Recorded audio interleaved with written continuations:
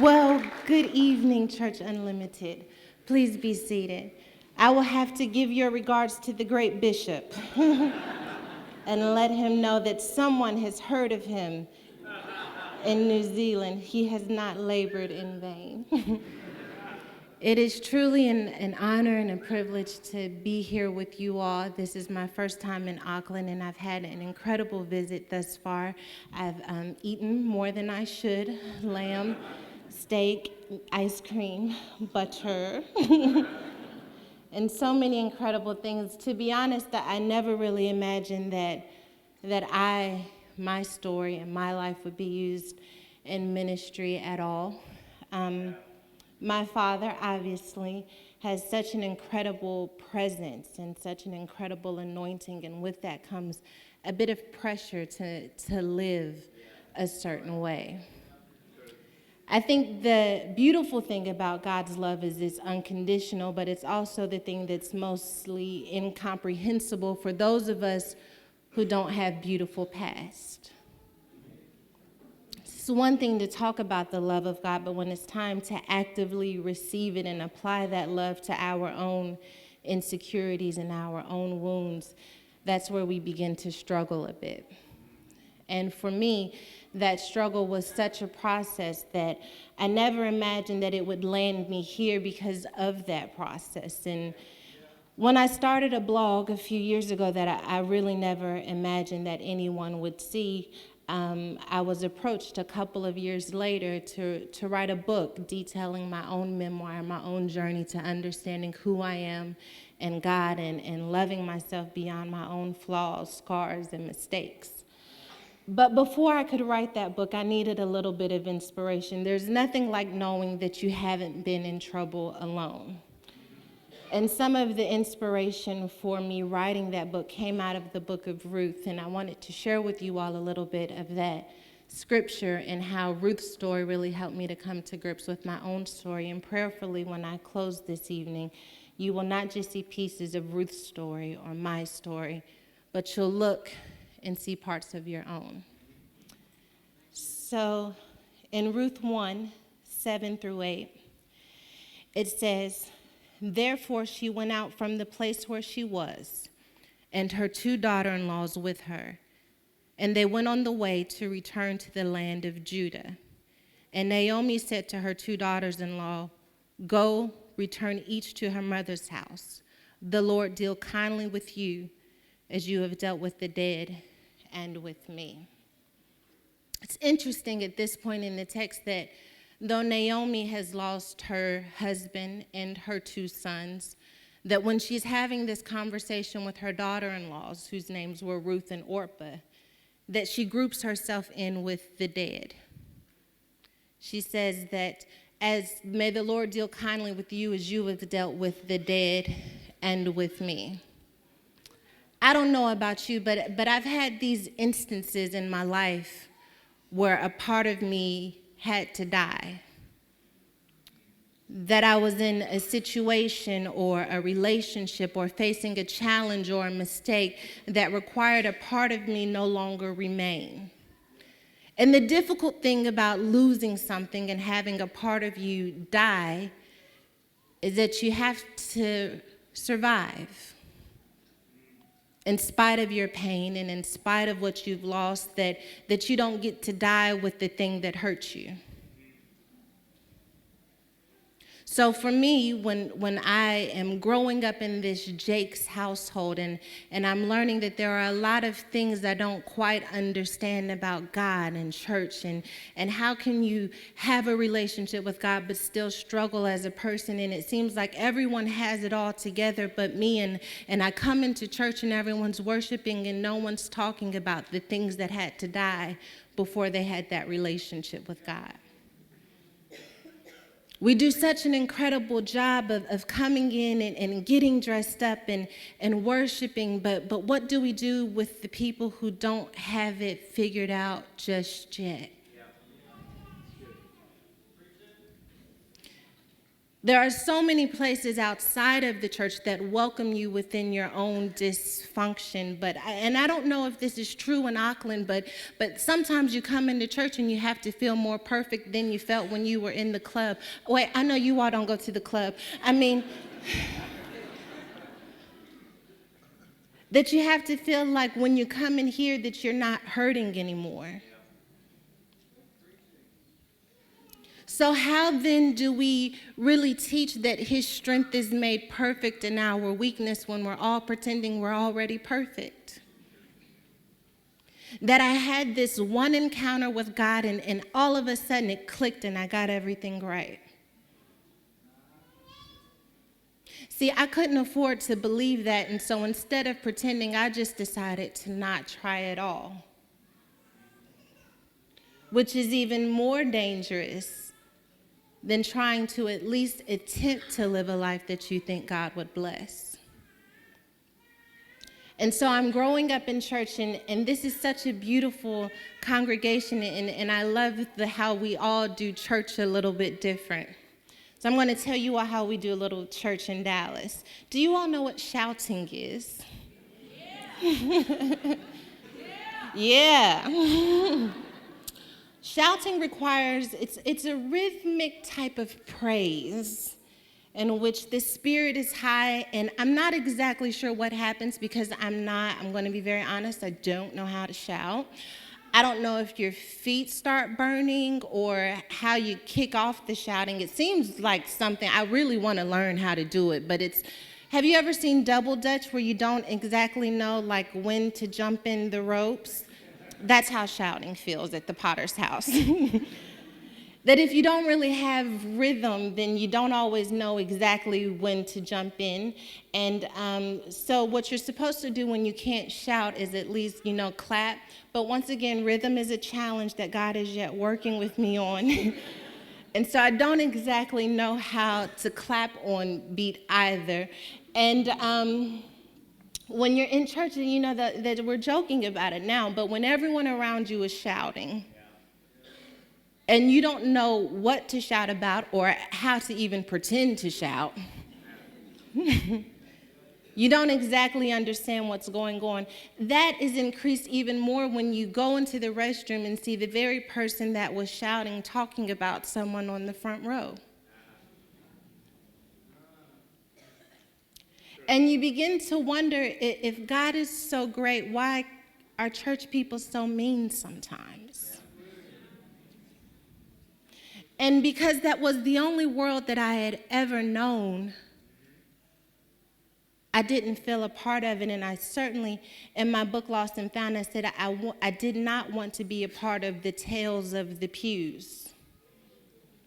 The one that everyone's whispering about. When you see that one person who goes to the altar every Sunday and then you notice that people are talking like they was just at the altar last Sunday. God didn't do it last week. Jesus. I didn't want that to be me. And so I tried to stay away from the reality that though I was in the Jakes family, I didn't always feel very Jakes. And so I tried to fit in any group that I could. And the dangerous thing about having a mandate that you don't exactly understand is that you're often thrust into leadership before you're even ready. Yeah, true. And so here I am as a teenager still trying to find my own identity with people placing labels on me. Are you going to be the next Bishop Jakes? I can't shout, I can't clap, my voice is very soft. I don't think I'll be hooping or hollering across any stage. I can't sing, I won't be leading praise and worship. I don't know who I'm going to be in this family. Yeah. Have you ever had life try to label you before you could figure out who you were yourself? Or had your family or your culture or your group define who you are while you were yet in the process of understanding yourself? So this process was made even more difficult when I found myself trying to fit in with my peers and we all started getting boyfriends and kissing. And then I'm 13 and now pregnant. and Bishop Jake's daughter.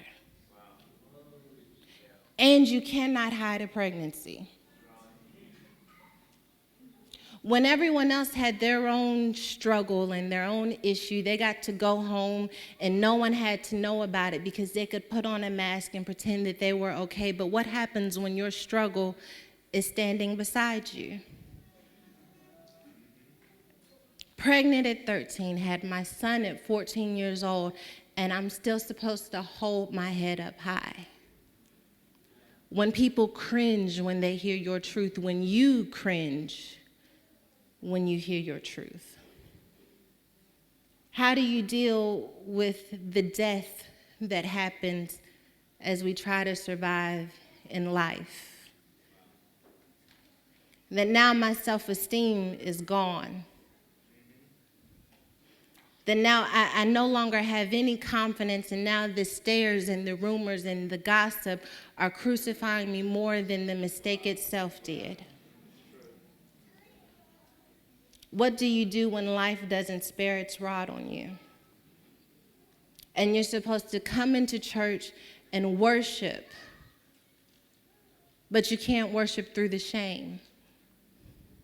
So you learn the motions and learn the words to the song, and you learn how to come and do church, but you never learn how to really have a relationship with God. And when we're wounded, the easiest thing for us to do is to push love away. You see, because love requires us to look past our flaws and past our mistakes and still believe that we're worthy. That is the beautiful part for me when we see Naomi in this text, is that she started on the road back to Judah with Ruth and Orpah. They say, we're going to come with you, and she travels for a bit, and then she tells them to go back to where they came from, that she would rather go at it alone. Isn't it interesting how we can make ourselves bitter? How we can push away anything that reflects that we've lost something. You see, because the reality is that Orpah and Ruth were Naomi's daughter-in-laws, but they were also a reminder that she had lost her sons. When life gives you these reminders over and over again that you have lost something. See, she wasn't whole enough to realize that though she lost her son, she still had something standing, because sometimes our pain makes us solely want to be a victim and not a survivor. Literally, the scripture says that Naomi survived her 2 sons, but we see her telling Orpah and Ruth that they have dealt kindly with the dead and with me. Here's the other thing, is that she also robbed Orpah and Ruth from their own reality, which is that they had lost something too. Have you ever called someone and had the who had the worst day debate, but like on the low? Yeah, I had a flat tire. You had a flat tire, girl, I ran out of gas. You ran out of gas, girl, all my tires were gone when I got out of the car. They just fell off. What do you do when you're in so much pain that you don't even want other people to feel anymore? I tell people that we all think we have this special kind of hurt, like you couldn't possibly understand what I've gone through.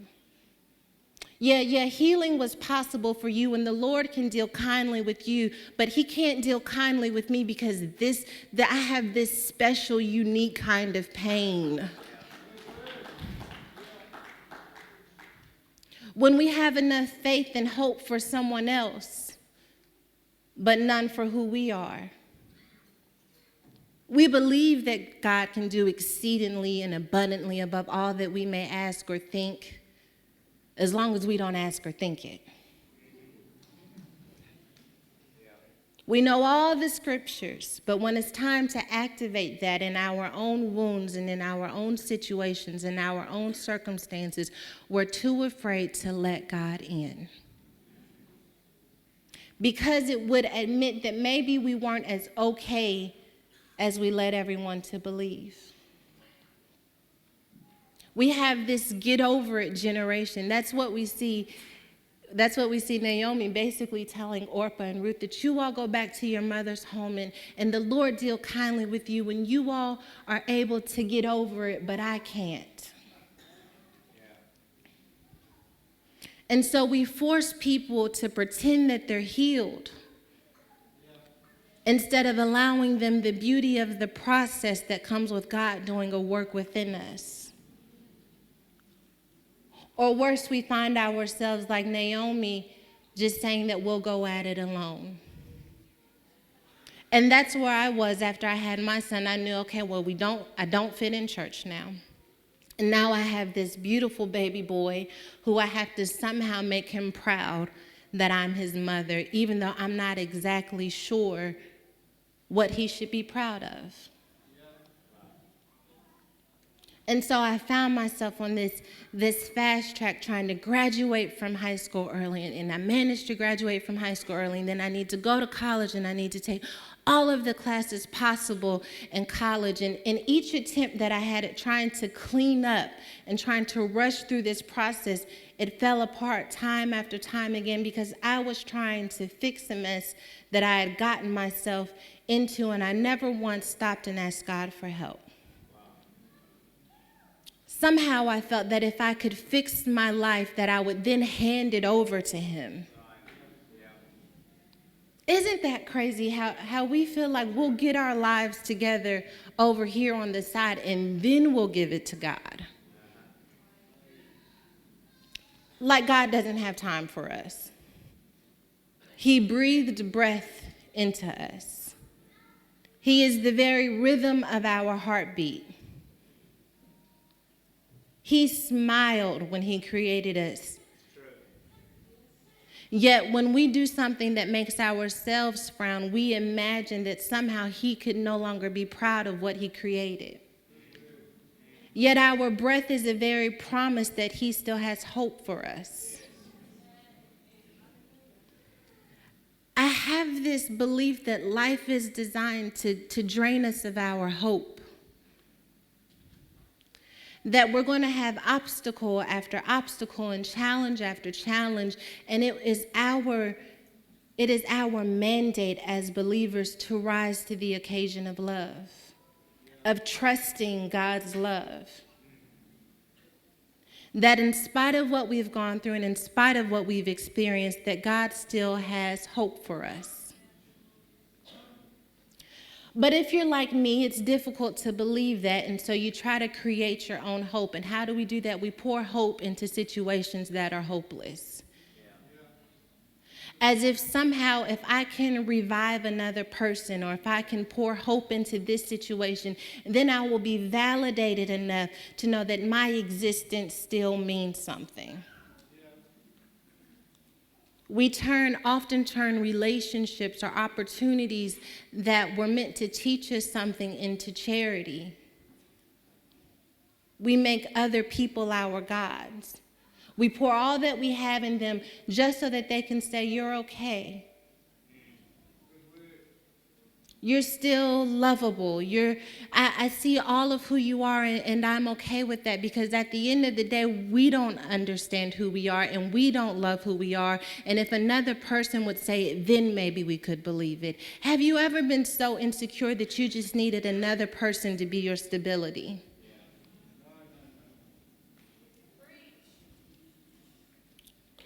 Some relationships, some friendships, some degrees, some jobs, some validation that though I've been broken, that I still have worth.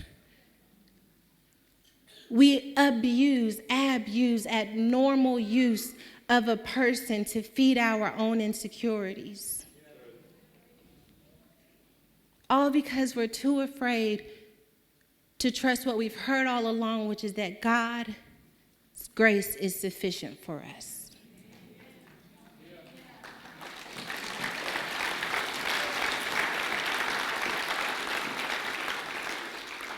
And so I found myself looking for other people's grace. And in the toxic relationship that I was in, where I found myself suffering, hoping to be someone's savior, hoping that if I could save someone else, that would somehow save me. Yet I kept drowning. Codependency masquerading as love. You see, because love is supposed to inspire you to become better, but codependency cripples you. Doesn't help you grow, it doesn't help you heal, it just makes you feel a little bit more comfortable with being insecure. And so here I am at 19 years old trying to do the right thing in college, but failing miserably in college. Because I wasn't in school because I really wanted to pursue this education or believed it was possible. It was just another mask that I thought would cover up the fact that I was still ashamed of being a teen mom. So I'm in school and I meet someone who's just as broken as I am. And we fall in love not with one another's hope and not with one another's courage and not with one another's bravery. We fall in love with one another's brokenness. I love you because you're broken just like me. And it wasn't that we wanted to heal together either. It wasn't that we really believed that God was in the center of it. It just made us feel better about not being broken. And that is the beauty of having authentic churches, like I feel the presence of God, is because when you are surrounded by authentic believers, there is no judgment about your brokenness. And if we are not careful, we will judge people right out of the doors of our church and into harm's way. Because they will be looking for somewhere where they can come in and say, I'm hurting. And so I'm in this relationship, and, as I'm not sure the dynamics of living here, but where I'm from, if you've had a child out of wedlock, the one thing that you can do to fix it is just get married as soon as possible. Doesn't matter if you're in love or not, if it's right or not. If you get married, at least you won't be embarrassed about it anymore. And so I'm in this marriage, and I knew long before the marriage that it wasn't going to be a healthy one, but it was more important to me to look healthy than to be healthy.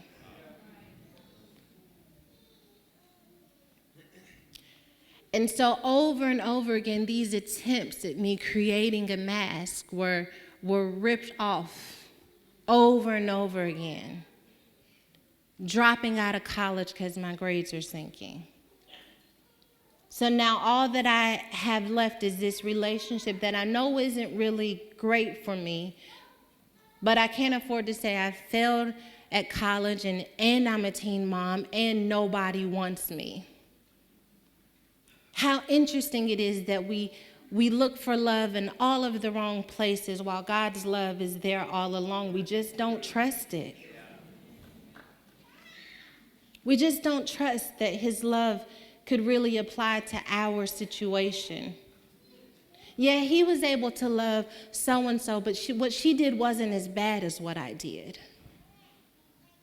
Yeah, he was able to love Pastor, but that's because Pastor knows every word of the Bible. It's like Google, like he just knows every single word of the word, and I don't know the word, and if I don't know the word, then God can't love me.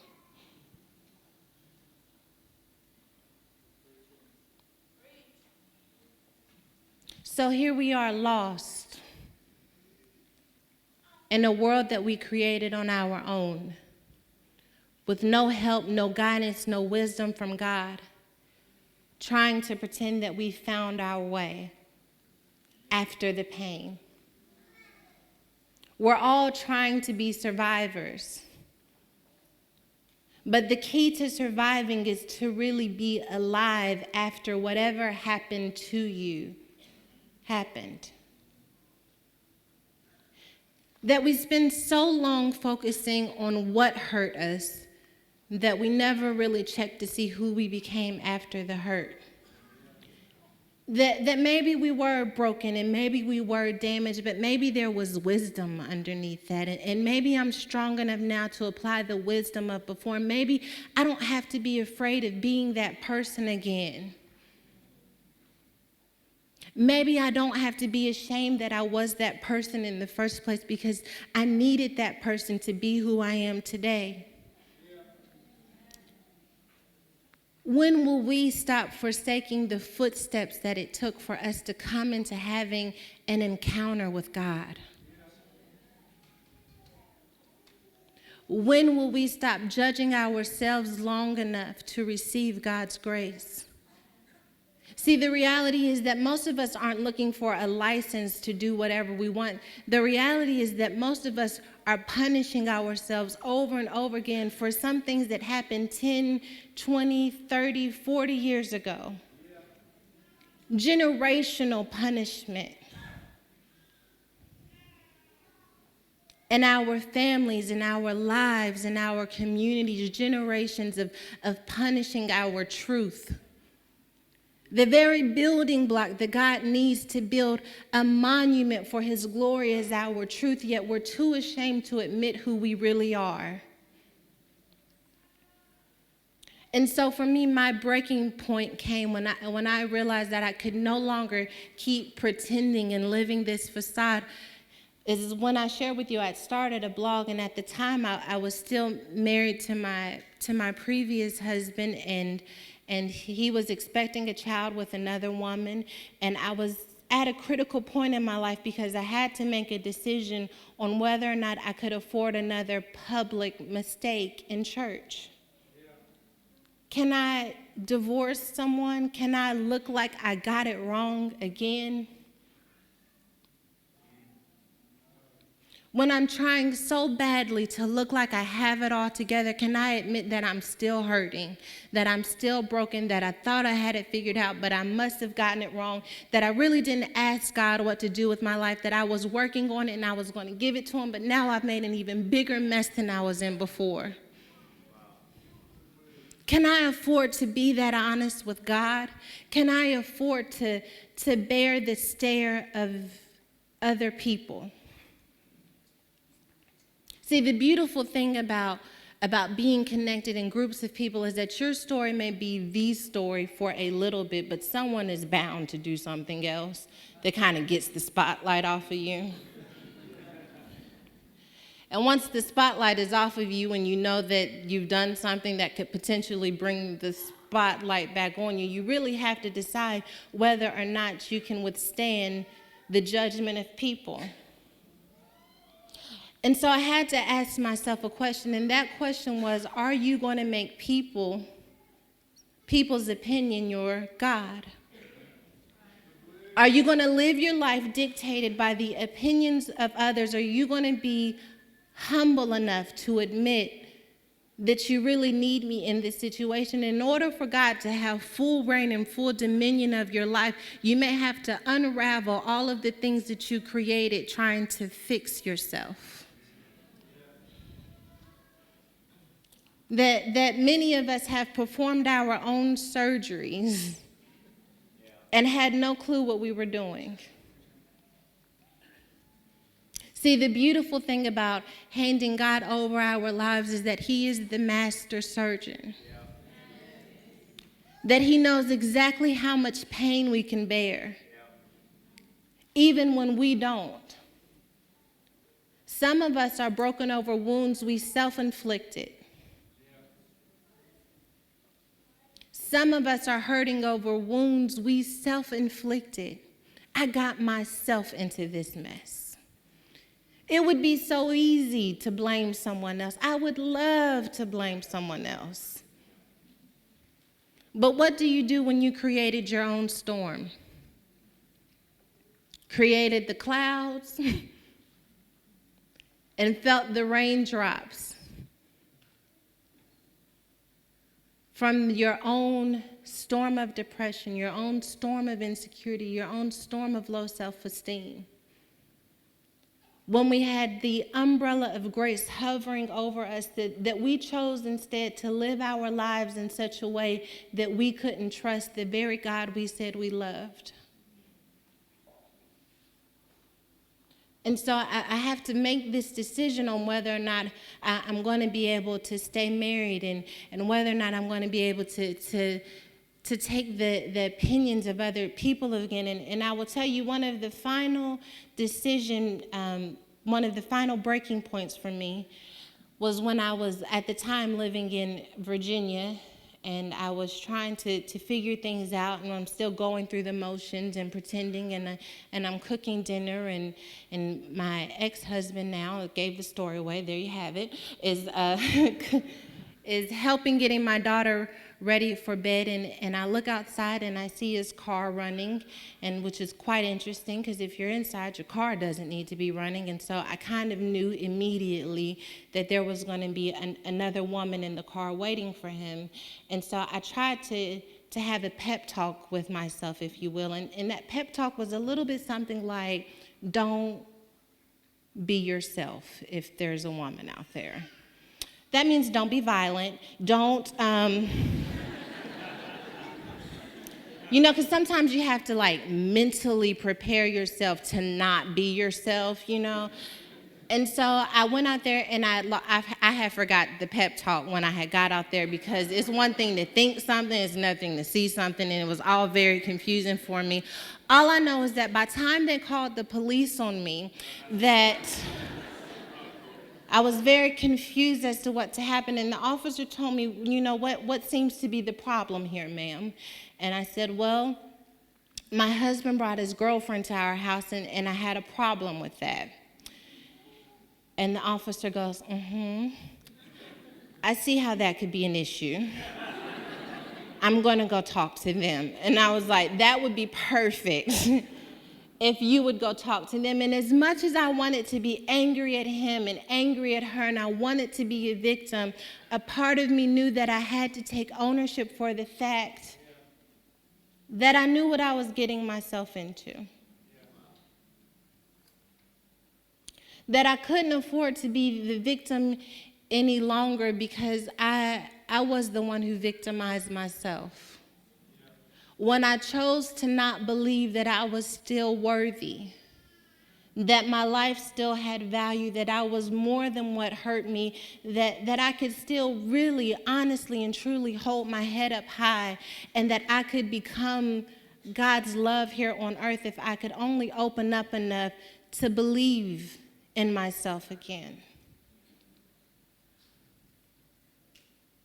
I wanted to so badly just to write this book, Lost and Found, where I blamed this person and blamed that person and said, well, and then God did this to me, and then I no longer had to blame them, and isn't God good? But the reality is that there's a certain level of ownership that we must take in order to be healed. And that ownership comes with recognizing that we are honestly and truly more than what hurt us. Yeah. That our stories and our lives are not all the same. They have unique DNA. Yeah. Unique DNA for grace. I don't have to know your story to know that you have something. People ask me, you get up there and you just tell your story, and I tell them it's not easy, and sometimes I still do it afraid, and I get nervous, and I might tremble, but I remember that we all have something. Whether we're sitting here at Church Unlimited, or at the Potter's House in Dallas, or One Church in Los Angeles, or out in the middle of the street in Idaho, that we all have something that broke us in life. And sometimes it was something we did ourselves, and other times we didn't really have a choice. It just happened to us, but it still hurt. And there are no levels of pain that excuse us from grace. There are no levels of pain that excuse us from forgiveness or redemption, or more importantly, restoration. What if restoration exists for the part of you that still makes you cringe? What if one day you look back over your life and you're okay with every detour and every turn you had to make to get you to this point? That somehow, in spite of what you told yourself and what others may have told you about who you were, that you were right where you should have been all along. That God saw your ending while you were right in the thick of things. That He understood that your life was still going to have value after the pain, and that pain was there to serve you. But you were so ashamed of the pain that you missed its purpose. The wisdom and the beauty and the intelligence that comes, and the compassion, more importantly, the compassion that comes with understanding we're all a little bit broken. And I don't know what your brokenness is, but I know that God's love can touch it. And I don't know what your struggle is, but I can make you this promise that once you overcome this struggle, that there is another one waiting for you. Sorry, guys. I really wanted to tell you today that you were going to slay this giant, you know. You were going to get your slingshot, and Goliath was going to come tumbling down, and that was going to be the last battle you ever fought. But because God is yet working on us, that means that work is going to require some banging, some hammering, some shredding away, some breaking, some suffering. But that suffering is going to work out for your good. I am in a much better and healthier and God-loving marriage now. And what I have learned about being in real beautiful love is that it makes you very happy. And when you get very happy, whenever you go out to eat, it's a celebration. Like you need dessert and steak, because salad doesn't just express happiness. It's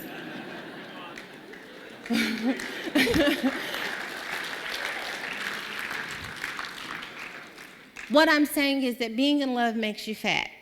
And not fat, just lovable. And because being in love can make you a little bit thick, this is what I also learned, that stairs are difficult to run up to when you've gained 10 pounds, that it hurts a little bit. And then I decided I was going to get back in the gym. I was going to go to the gym in New Zealand, but I forgot my shoes. It was like so convenient. But when I get back home, I'm going to get back in the gym. And this is what I realized, that eating whatever I like and as much of it as I like hurts a little when I have to run up the stairs or do that little light jog around the house and you're out of breath from the living room to the kitchen. But also being in the gym hurts too, because you have to really go hard in the gym when you know you've been eating a lot. Like you had to be an Olympian and an athlete when you go in there, because you don't want to look like that one person that hasn't been in the gym. Let me testify for a minute. You turn the treadmill up just a little bit higher than you can handle, and it's all good the first 2 minutes of it. But when you realize you set it for 30 minutes, you have to like ease the speed down without anyone looking. Yeah, that was just my warm-up. I'm going to really set the speed now. What it taught me, though, is that either way, we're going to hurt a little. Yeah. But you can pay the price for what hurts you when it makes you better. Yeah. And that is what happens when we become sold out for God, is that we begin to really understand that it doesn't mean that we're going to live this life where we avoid all pain. but rather that we're going to have to be like Job and really and truly believe that though he slay me, yet shall I trust in him.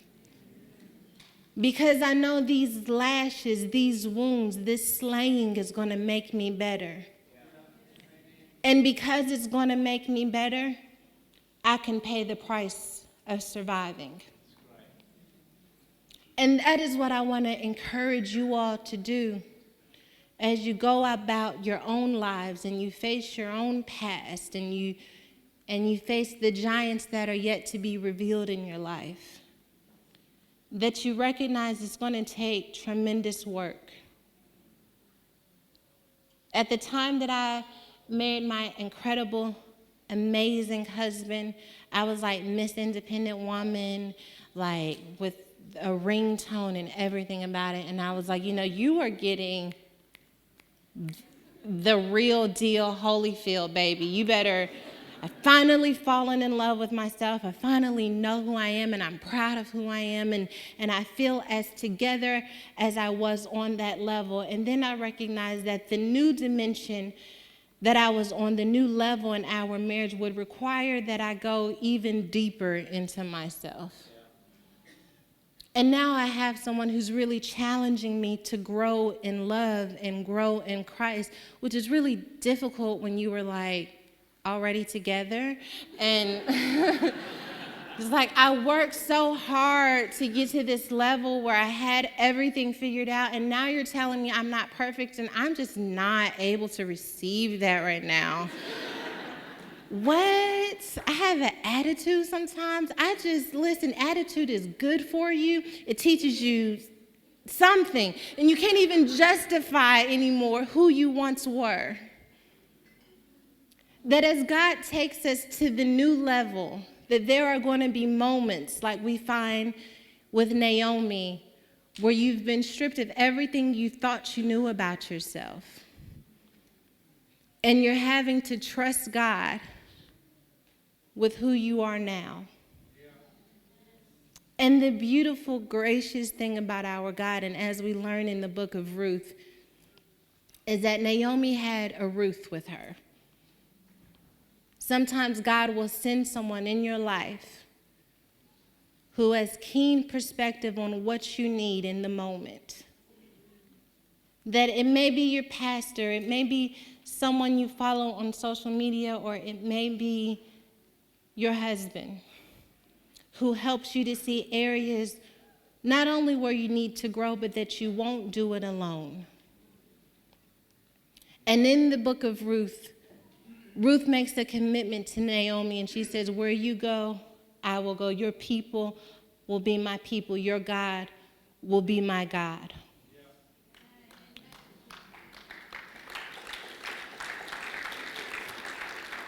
When you find yourself as healed and as whole as you can possibly be in your walk with God, know that there may require a bit more breaking, a bit more of a struggle. But you have to be connected with people who understand who your God is, who have enough faith to believe when you feel like giving up, who refuse to let go of you when you're fighting for your freedom. Because the reality is that there are some battles we do not have to fight alone. And if we don't have to fight them alone, why waste our strength when God has sent us help? His love, His guidance, His grace, His promise to order our steps is His commitment to being with us every step of the way. And we don't know who we may lose in the process, or who we may have to become, or who we will be connected to in order to make this journey more worth it. But we have to be open to hearing from Him first, not our insecurities, not our struggles, not our fears, but His love and His faithfulness must be the voice that guides us throughout our lives. That the more that we're willing to say, I don't have it all figured out, so I'm really counting on you, the better off we're going to be. Our plans are no match compared to His. His will is so much greater than ours. And we have to be in constant reminder of who he is. Not just who he will be in our lives, but recognizing that his hand was on us the entire time. Many of us should be in jail or dead or not, certainly not in church. I don't have to know your testimony to know that some of you, it's a miracle that you're in here on this Sunday night. I'm just going out on a limb here. But some kind of way, because his hand was hovering over us, above our depression and above our insecurities, that his hand was yet hovering over us, that he was protecting us all along the way, means that he has value for this very moment. And it is our job, our opportunity, and our great pleasure to be obedient and to surrender in his presence. Would you stand with me as I prepare to close?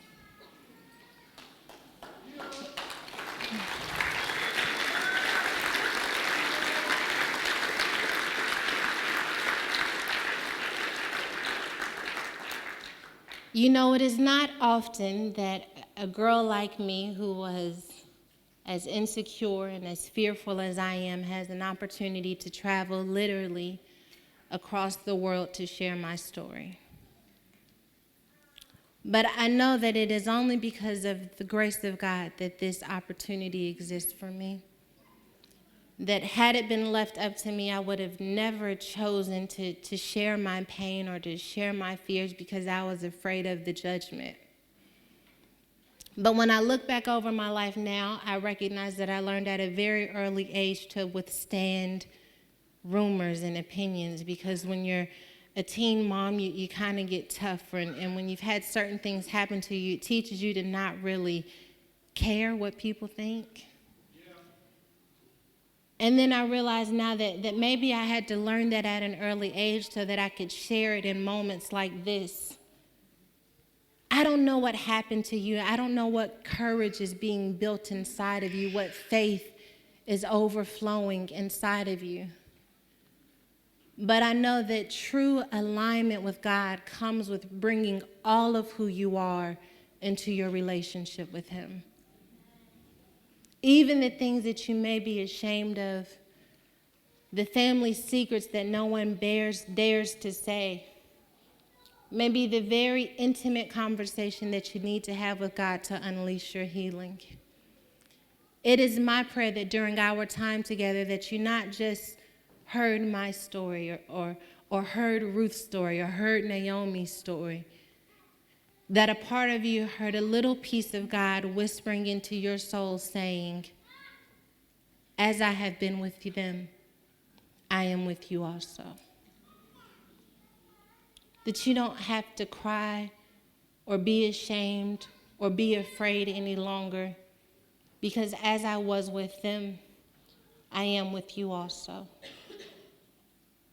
Let whatever seeds that have been sprinkled throughout our conversation take such incredible root that you see the fruit of it blossoming in your spirit, in your own walk with God, in your own faith, that it will be strengthened because you had the courage to be authentic and genuine and unapologetically broken so that you can be undeniably healed.